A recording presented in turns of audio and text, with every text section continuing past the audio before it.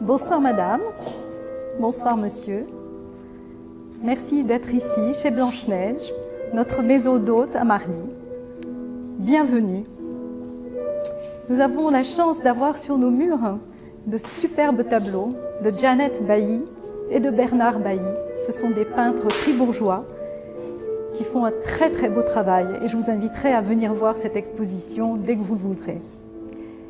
Mais ce soir, nous sommes réunis vraiment pour un événement, un vernissage d'un livre. C'est un roman que Jean Viniguer a écrit, Les vertiges d'un banquier.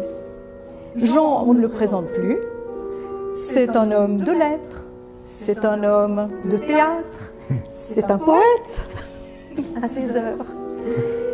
Et Jean a quelques invités ce soir. Nous avons ici la personne, son nom, Pierre Alain Menou, sans qui ce livre, ce roman ne serait pas arrivé. Et nous avons ici Pascal Corminboeuf, ancien conseiller d'État. Bonsoir, bienvenue à vous. Merci. Nous avons une pianiste aussi. Véronique Piller. Merci. Et nous avons aussi une chanteuse, Lauriane Cherpillot. Je vous souhaite de passer une excellente soirée. À tout à l'heure. Oui, comment est venue l'idée de ce roman? Eh bien, c'est une histoire, il faut que vous le sachiez, qui a pris du temps à vivre d'abord, et puis après à écrire, depuis le printemps 2014 jusqu'à l'année 2017. Et c'est la rencontre d'un banquier et d'un artiste. Le banquier fait un sponsoring à l'artiste pour un spectacle avare, forcément pour une question d'argent. Mais une amitié se développe, un questionnement identique sur le monde de la finance, le monde de l'argent, le monde tel que, peut-être consciemment ou inconsciemment, on le vit. Et puis un jour, ce banquier, il s'appelle Jean, eh bien, me donne une enveloppe, une grosse enveloppe, les vertiges. J'y lis des choses extraordinaires qui sont peut-être des pépites pour un roman. L'opulence engendre la paresse. Je sens un homme qui cherche la sagesse pour aller du moins possédant à l'essentiel, au-delà du superflu. Il me semble que tu cherchais à maîtriser ton ego pour qui est domination, possession, ou je me trompe. Alors ces vertiges, qu'est-ce que c'était? Je crois que les vertiges, c'est aujourd'hui que je les vis face à toi, Jean. Je vais te témoigner toute ma reconnaissance parce que tu as aussi eu ces vertiges, aussi en toi. Et ce livre qui est devant nous, c'est une rencontre, une belle rencontre avec toi, Jean. Tout le monde aurait pu certainement donner envie de faire écrire un livre, mais je retiens une chose, c'est cette amitié forte que j'ai avec toi, Jean. Et toi, Pascal, je dirais que vous avez deux points communs, c'est que vous avez le sens du service. Et il y a une phrase qui vous conviendrait bien, c'est que le service est un grand guérisseur, un grand restaurateur d'équilibre et de stabilité. 5 ans de gestation. Voici le fruit. Merci. À toi, Jean. Merci, mais moi, je n'étais pas disposé et prédisposé à écrire sur l'argent et la finance. Mais la recherche de sens, de conscience, dans un environnement basé sur le profit et le pouvoir, c'est ce que tu cherchais. Et c'est ce qui a motivé ce livre. Un conseiller fédéral, un conseiller national m'a dit « Oh, mais vous tenez une bombe, ne publiez pas !» Alors on a changé les noms, bien sûr. Par exemple, on s'est amusé à changer les noms du conseil de direction de la banque de ce Jean, qui s'appelle Jean dans le livre. Je lis un court texte. « Cul béni, rire jaune et poids plume, tourné autour du président de direction, le sbire en chef, qualifié simplement par Jean de Le Gros, en raison de son épaisseur, débordant au physique comme au moral, en une masse visqueuse, gluante, une graisse, le faisant échapper à toute mainmise, mais lui conférant un prestige utile à ses ambitions politiques, sans imaginer que cette boursouflure un jour, piqué par des prédateurs plus forts que lui, se dégonflerait. Oui, alors c'était le moment où tout d'un coup, le grand directeur de cette banque de Jean, était sous le collimateur de la justice parce qu'il faisait des malversations et des excès. Et aujourd'hui, nous savons que ce grand directeur est en prison. Mais que dit l'homme politique face à cette recherche de sens et ses excès? Alors l'homme politique, il essaye de garder le sens qu'il avait avant d'être en politique, et c'est pour ça que j'ai toujours eu beaucoup de peine avec les gens qui ne faisaient carrière qu'en politique et qui étaient des politiciens professionnels et qui ont perdu le contact avec la vraie vie. Et je crois que ce qui est important, c'est de toujours se remettre en question. Moi-même, pendant ces 15 ans de Conseil d'État, j'ai lu beaucoup de textes qui me remettaient en question, qui allaient à l'encontre parfois de certaines convictions, parce que je ne voulais pas me laisser avoir par le pouvoir comme d'autres se sont laissés avoir. Il n'y a qu'à voir des collègues dans ce pays qui se sont laissés avoir par le pouvoir, laissés griser. C'est la même chose, je crois, avec ces excès de grands dirigeants financiers. Ah, c'est encore pire. Voilà. C'est encore pire. Parce que quand les gens élisent un conseiller d'État, d'ailleurs la télévision, la radio, tous les médias sont là, et on croit qu'on élit des gens de pouvoir. Or, le pouvoir des conseillers d'État, et même des conseillers fédéraux, est infiniment petit si on le compare au pouvoir des grands directeurs des grandes entreprises de ce monde, que vous preniez Zuckerberg, que vous preniez Elon Musk, que vous preniez tous les autres. Eux, ils ne sont jamais élus. Oui, alors... Ils manient des fortunes qui sont supérieures au budget de certains États. Et quand ils fait pour ça, ils n'ont fait que déplacer de l'argent. Ils n'ont rien créé. Oui, rien. Souvent, pratiquement rien.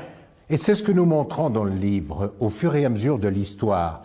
Car ce banquier, Jean, dit à Pierre, l'artiste, il faut que nous devenions plus conscients. Il faut des égrégores, des éveils. Et sans ces éveils-là, on subit tout cela. Oui, parce qu'au lieu de servir, on commence à se servir. Et toute la différence est là. J'aime bien dire aussi qu'entre solidaire et solitaire, il n'y a qu'une lettre. Mais cette lettre, elle change le monde. Et je crois que c'est très important de rester dans des dimensions humaines. On a parlé avant de ces souffrances qu'il faut pour, comme on dit aujourd'hui, avoir une résilience ou une rédemption. Et je crois que les gens qui n'ont pas eu cette chance d'avoir des coups du sort, ils survolent la vie, mais en faisant beaucoup de dégâts aux autres, et peut-être très peu à eux-mêmes. Et puis, il y a une chose qui me frappe, et Jacques Brel l'a très bien dit. Jacques Brel a dit, on devient adulte le jour où un autre adulte vous ment. Alors, quand on voit ce que fait le président des États-Unis, encore pour quelques jours, il n'a fait que mentir pendant 4 ans. Comment, après, voulez-vous construire un monde meilleur? Et alors, nous voyons cela dans le livre, en petit, avec ce conseil d'administration, et ces gens qui croient peut-être bien faire, mais pas toujours, mais qui mentent, en effet. Ils mentent à eux-mêmes, et puis un jour, ils font le mal. Comment ça s'est passé, cette démission? Je vous laisserai tout loisir de lire le livre pour savoir comment c'est passé. Aujourd'hui, après 5 ans de gestation, ça s'est passé comme un deuil. Il y a eu ce déni en disant finalement, avec tout l'investissement que je pensais avoir fait, en disant mais c'est pas possible. À un moment donné, il y a eu la colère, bien sûr. Et tu as aussi été témoin de cette colère. Bien sûr. Où je t'ai mis à tes pieds. Et à quelque part, c'est une chance aujourd'hui, ce qui se passe, que ça vienne publier 5 ans après. Parce qu'avec le recul, il y a une acceptation. C'est un passage, comme Pascal, tu le dis, obligé pour vraiment se mettre au service. Quand on parle du pouvoir, un manager ou quelqu'un qui dirige, qui croit diriger, il faut se mettre au service du pouvoir. et d'éviter d'avoir du pouvoir sûr. C'est toute cette complexité.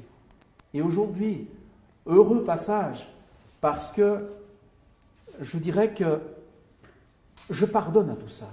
Je ne serais pas l'homme que je suis aujourd'hui si je n'étais pas passé par ça. J'ai un ancrage, j'ai une famille.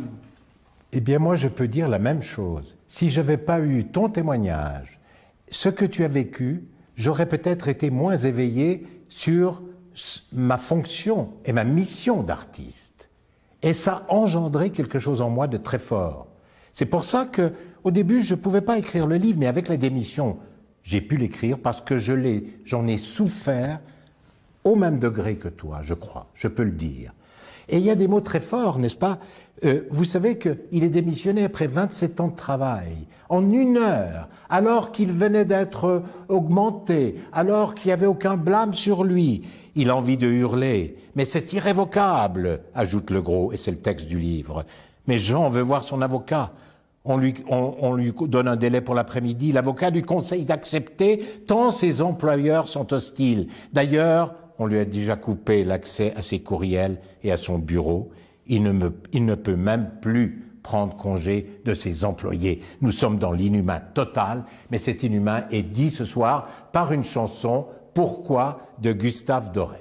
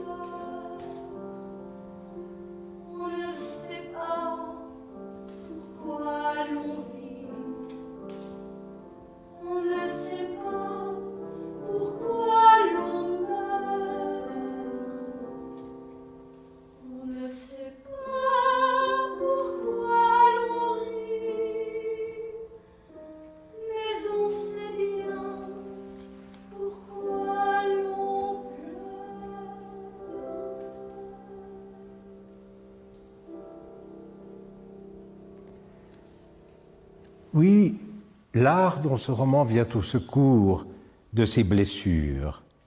L'art et la nature. Mais face à ces excès, j'ai envie de demander aux politiciens que tu as été, quelles leçons d'éthique on peut en tirer? La leçon que j'essaye de tirer, c'est de savoir dans quelle période de la vie humaine j'ai été appelé à vivre. Et si on prend les leçons de l'histoire, il y a une constante, c'est que pendant les périodes de décadence, les gens croyaient qu'ils étaient au sommet. Parce que le propre des périodes de décadence, c'est de ne pas s'en apercevoir. Et on se gargarise tous les jours avec le mot progrès. Tout est progrès, alors que c'est souvent une défaite humaine. Et je me demande si, quand on se gargarise d'avoir cessé l'esclavage, s'il n'y a pas plus d'esclaves aujourd'hui qu'au XVIIIe ou au XVIIe siècle. Parce que c'est des esclaves économiques. J'avais été très frappé par un livre de Lanza del Vasto, Noé, où il explique que son fils Japhet est le roi. Il est le roi d'un royaume extraordinaire où on lui cache tout, mais il a l'impression que tout va bien. Puis il a un gros doute et une nuit il part et il va voir qu'est-ce qui nourrit cette prospérité de son royaume. Et horreur, il découvre qu'on donne à manger à la bête qui fait marcher le royaume, des êtres humains. Et je me demande combien il y a d'êtres humains qui sont détruits aujourd'hui parce qu'on a donné tout pouvoir au marché, comme si le marché pouvait résoudre quelque chose. Et maintenant, le pire, et je crois que tu devrais être d'accord avec moi, c'est la financiarisation de l'économie. Parce que c'est même plus les managers qui commandent, c'est ceux qui détiennent les actions. Oui. Et pour détenir les actions, je termine comme ça, une des pires choses qu'on a inventées, on en a inventé deux qui sont horribles. La première, c'est la bourse, où on fait disparaître l'être humain.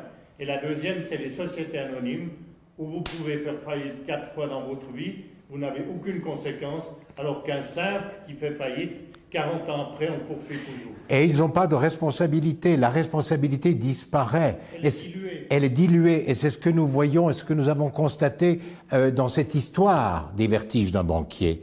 Mais comment on se relève d'une telle situation? En tout cas, pour moi, l'artiste, ça a été appel aux bienfaisants. Je les appelle les bienfaisants, les grands poètes, les grands penseurs qui nous ont marqué peut-être le chemin pour être encore plus conscients et pour pouvoir être heureux malgré tout ça. Par exemple, Victor Hugo, bon appétit, messieurs, ô ministres intègres, conseillers vertueux, voilà votre façon de servir, serviteurs qui pillez la maison. Donc vous n'avez ici pas d'autres intérêts que remplir votre poche et vous enfuir après. Soyez flétris devant votre pays qui tombe, fossoyeur qui venait le voler dans sa tombe. Ces grands poètes nous apprennent, comme La Fontaine, n'est-ce pas, devant les excès, devant les douleurs, c'est le chêne et le roseau, je plie et ne romps pas, contre les coups épouvantables, je résiste sans courber le dos. L'arbre tient bon, le roseau plie, le vent redouble ses efforts et fait si bien qu'il déracine celui de qui la tête au ciel était voisine et dont les pieds touchaient à l'empire des morts. Mais j'ai envie de demander à Pierre-Alain comment il a fait pour se relever. C'est vrai, nous avons cherché, nous avons lu des économistes empathiques qui voulaient changer les choses. Et comment tu as fait? À continuer à croire qu'à des jours meilleurs. Je reviens sur le livre, Jean. Je suis en train de parler ici avec Pascal, avec toi. Toute personne pourrait parler à ma place, dans le sens que ce livre, finalement, relate des choses universelles. La violence humaine, le pardon, la finance. Mais à quelque part, ce livre est commun. Je vous encourage en tout cas pas à le lire. Par contre, si vous lisez ce livre, je vous conseille de le lire comme si c'était un miroir, de voir votre propre intériorité. Et ce qui m'a sauvé, c'est à travers les contacts que j'avais avec toi. Parce que quand je viens avec mon paquet de vertiges, que ça fait 20 ans que j'ai mis quelques esquisses, je t'ai dit, Jean, qu'est-ce que tu peux faire avec ça? Oh, je vais lire tout ça. Et après une semaine, tu me dis, ah, il y a des bons passages. Alors je me lève comme ça et je te dis, Jean, pas avec moi. Refais le livre. Fais-en un roman. Prends ta part pour que ça réveille. Ça passe, ça surpasse. Et c'est ces échanges-là qui ont fait que j'étais pas le seul. Par rapport à d'autres personnes qui ont beaucoup plus de souffrance, mais qu'on a abnégation, une humilité, des mères de famille, des politiques qui sont intègres, qui se mettent au service d'eux. C'est toujours se mettre au service d'eux. Et aujourd'hui, cette cassure, entre guillemets, m'a permis de me réaliser qui je veux être et qui je veux mettre au service de quoi, et au service de la foi avec un F majuscule. J'ai la foi. Mais tu as dit la foi, la foi guérit et la religion divertit. Bon, ça c'est parce que je comprends. Tu as transformé quelque chose de ce que j'ai peut-être jamais dit. Oui. Mais moi, je trouve qu'il y a un grand bienfaisant dans notre histoire. Et là, je suis ému parce que c'était un spectateur de mes spectacles qui m'avait dit « c'est beau parce que c'est simple ». Et c'était ton père qui, il faut le dire, a subi cette démission forcée, nous le racontons dans le livre, qui en a fait un cancer et qui en est mort. Et cet homme, je crois, t'avait dit « occupe-toi du vivant », des choses comme ça, si fortes. Il a été le piédestal pour que tu rebondisses également. Non, je me trompe? Alors, tu parles de papa, Gaston. Il n'a jamais été aussi conscient que lorsqu'il savait qu'il allait mourir. Et ça résume peut-être ce que Pascal et toi voulez dire. Ces mots très forts que tu reprends mot pour mot dans ton livre. Avant de prendre ces mots pour mot du livre, de ce qu'il a dit, ce qu'il m'a dit, ce que tu as relayé, ce livre, j'insiste, c'est un roman. Hein, on n'attaque personne. Il y a deux choses. Toi, en tant qu'écrivain, tu m'as donné envie. Aujourd'hui, je gère un EMS. Chaque mois, j'écris un info, manoir, puisque c'est au manoir, les messes du manoir à Gévisy, pour qu'il y ait une traçabilité des choses. Et j'ai fait un peu du plagiat à Pascal lors de sa première campagne, où chaque fois on le voyait à la Gruyère avec, en nommant un auteur, une parole. Donc, j'ai mélangé tout ça. Et cet info manoir, mot pour mot de ce que tu as marqué dans le livre, me permet de me donner le guide de ce que je devrais être. Au bord de la mort, mon papa Gaston me dit « Pierre-Alain, quand on est dirigeant, il faut savoir rester humble.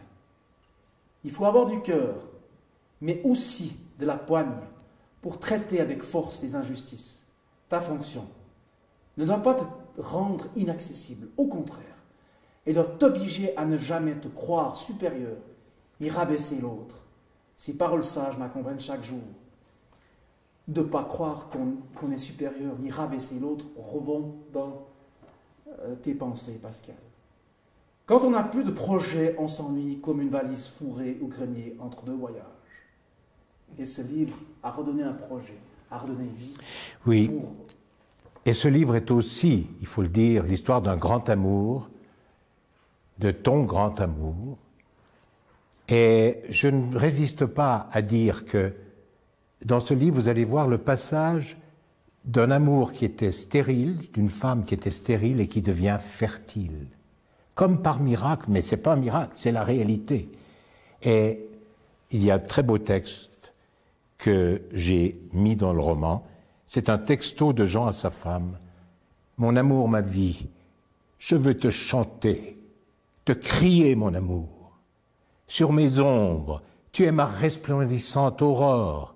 Avec toi, quoi qu'il puisse arriver, je serai vaillant et doux, énergique et tendre, léger et confiant. Avec toi, je regarde vers des sommets où je sais que ta lumière resplendit. Je t'aime, bonne journée. » Et l'expérience personnelle d'un homme politique en relation avec tous ces événements que nous racontons dans ce livre. Oui, le texte que tu viens de lire montre où est l'importance dans la vie. L'importance, elle est dans les relations humaines. Et en politique, elle n'est pas toujours possible. Parce qu'il y a souvent ou la raison d'État ou l'intérêt supérieur du parti. Une petite histoire, quand j'ai quitté, je ne me souviens plus quelle personne m'a offert un petit livre, un tout petit livre de Simone Weil, la philosophe. Nous le citons dans le livre. Pour notice sur la suppression générale des partis politiques, écrit en 1935, parce qu'elle dit qu'elle ne connaît pas un seul parti politique qui n'a pas pour objectif final lui-même, et non pas le bien commun. Bien sûr. Et toutes les dérives viennent de là. Et dans la banque, c'est la même chose. C'est l'intérêt de la banque au lieu d'être à l'intérêt du client à cause de la financiarisation, à cause de tout le reste. Mais moi, je suis très heureux quand les choses redeviennent humaines et qu'on peut parler des sentiments humains. C'est le meilleur de la vie. Et d'ailleurs, dans tout ce qui est culture et qui est aujourd'hui un peu en veille, c'est pour ça que l'être humain est tellement en manque. C'est parce qu'il nous manque tout ce côté relation humaine qui est très très présent dans le livre Et en tout cas, moi, je vous encourage à le lire, même si Pierre-Alain dit qu'il ne faut pas le lire. Moi, je vous dis le contraire, parce que ça m'a fait penser à un autre livre, je terminerai peut-être par là, que j'avais lu il y a quelques années, « Pourquoi j'ai quitté Goldman Sachs ». C'est un jeune homme de 31 ans qui venait d'être nommé directeur de Goldman Sachs à Londres, qui ne pouvait plus se regarder dans le miroir le matin, et il a démissionné. Lui, il n'a pas été démissionné, mais il a fait la même expérience que toi à la fin, une fois que tu l'as digéré, et après il a repris une autre route complètement différente, et parce que c'était plus une vie humaine. Pendant presque plus d'une année, notre banquier démissionné cherche autre chose, il doute, il ne se voit plus d'entrer dans un complexe financier ou bancaire, et je crois que ce banquier il va à Haute-Rive dans une abbaye et il écoute le livre des Proverbes. C'est un grand passage du livre qui m'a beaucoup passionné à t'écouter. Moi aussi, puisque finalement, tu sais quelle page c'est? Je sais pas, non, je sais plus. Alors, les mémoires, peut-être Pascal, c'est la page 260. Oui. Quand on parle d'abbaye, justement, d'Haute-Rive. Et pourtant, tu n'es pas spécialement un fou de religion, mais tu as une recherche de foi. La religion n'a aucune importance pour moi. J'ai la foi avec un F majuscule, c'est une différence aussi. Mais quand tu parlais de mon papa tout à l'heure, de m'occuper des vivants, donc effectivement, je me suis mis à un moment donné de ma vie, en retraite, auprès de cette abbaye d'Haute-Rive, avant que j'ai cette convocation du conseil de fondation des maîtres de Givisier, où ils étaient 7 ou 8 personnes. Et pour moi, le but, c'était qu'ils puissent voir l'homme, pas le financier.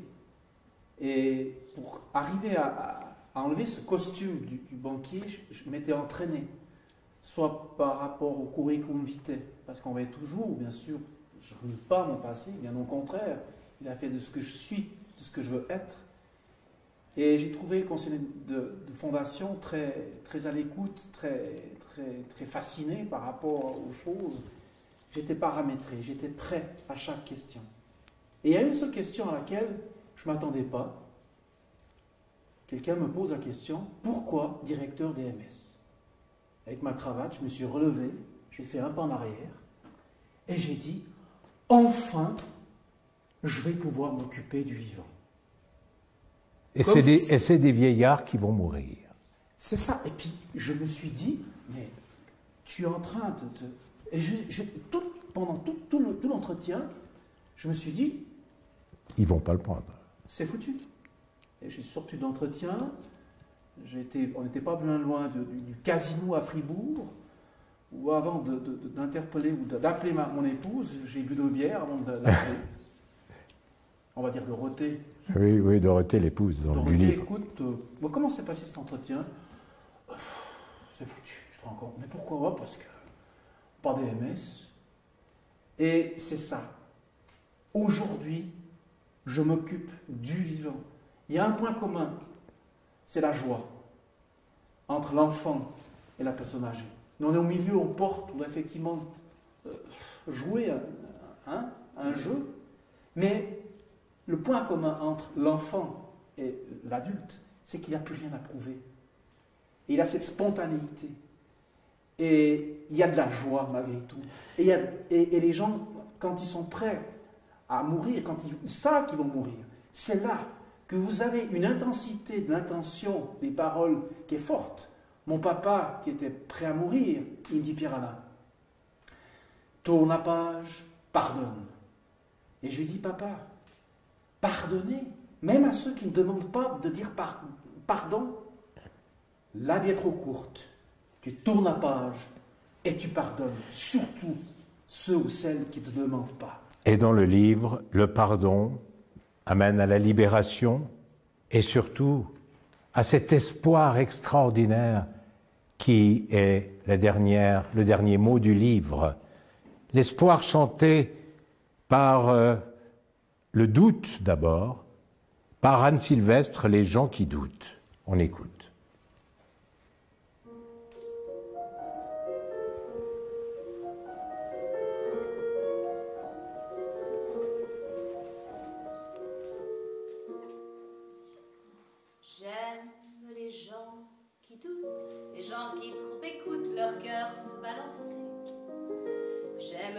qui disent, qui se contredisent et sans se dénoncer. J'aime les gens qui tremblent, que parfois ils me semblent capables de juger. J'aime les gens qui passent, moitié dans leur godasse et moitié à côté. J'aime leurs petites chansons, même s'ils passent pour des cons. J'aime ceux qui paniquent, ceux qui sont pas logiques, enfin, pas comme il faut. Ceux qui, avec leur chaîne, pour pas que ça nous gêne, font un bruit de grelot. Ceux qui n'auront pas honte de n'être au bout du compte que des ratés du cœur. Pour n'avoir pas su dire, délivrez-nous du pire et gardez le meilleur. J'aime leurs petites chansons, même s'ils passent pour des cons. J'aime les gens qui n'osent s'approprier les choses, encore moins les gens, et qui veulent le bien-être qu'une simple fenêtre pour les yeux des enfants. Ceux qui sans oriflamme, les daltoniens de l'âme, ignorent les couleurs. Ceux qui sont assez poires pour que jamais l'histoire leur rende les honneurs. J'aime leurs petites chansons, même s'ils passent pour des cons. J'aime les gens qui doutent et voudraient qu'on leur foute la paix de temps en temps, et qu'on ne les malmène jamais quand ils promènent leurs automnes au printemps.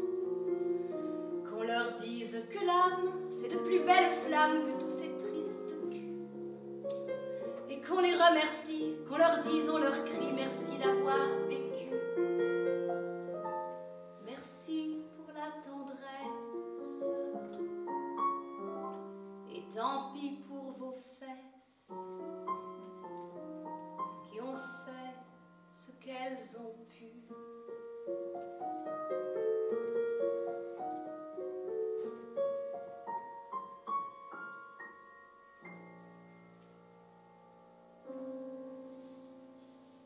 Nous arrivons à la fin de cet entretien, concert vernissage, chez ses amis ici. Alors, si vous voulez lire le livre, j'aimerais bien que vous le lisiez parce que je crois que j'y ai mis beaucoup, beaucoup de moi, mais surtout de toi et de tous les autres, de nos parents, de nos vies, et des gens les plus simples parfois, ou des papes que j'ai rencontrés. Il y a tous ceux qui cherchent et qui peuvent trouver l'espoir dans ce livre. Vous pouvez le trouver sur www.lesvertigesdunbanquier.ch www.lesvertigesdunbanquier.ch et je passe la parole à Sylvie Hervé qui nous accueille chez elle. Oui, merci beaucoup. Alors, quelle soirée. Merci à vous, les intervenants. Merci pour votre courage, merci pour tout ce que vous avez dit. J'ai vraiment très envie de le lire, ce bouquin. Merci. Même si vous nous dites qu'il ne faut pas le lire. Prenez le risque. C'est un risque, oui. Oui. Alors, en tout cas, merci beaucoup. Merci à notre pianiste. Véronique Piller, merci. Merci à notre chanteuse. Lauriane Cherpillot, merci. Et merci à toute l'équipe technique qui est là. Merci à tous d'avoir regardé. Et puis, si vous voulez venir à la Maison d'Hôte Blanche-Neige, voir l'exposition de peinture... Oui, de Bernard Bailly et de Jeannette Bailly. Eh bien, dites-le prenez contact avec nous. Sur rendez-vous. Tout à fait. Et vous serez bien accueillis comme vous l'avez été ce soir, comme nous l'avons été. Merci beaucoup. Merci Sylvie et merci Conrad qui est aux manettes. Merci à tous. Et puis nous écoutons Kurt Weill, qui est aussi une chanson d'espérance, malgré la barque vagabonde qui ne sait pas trop où elle va.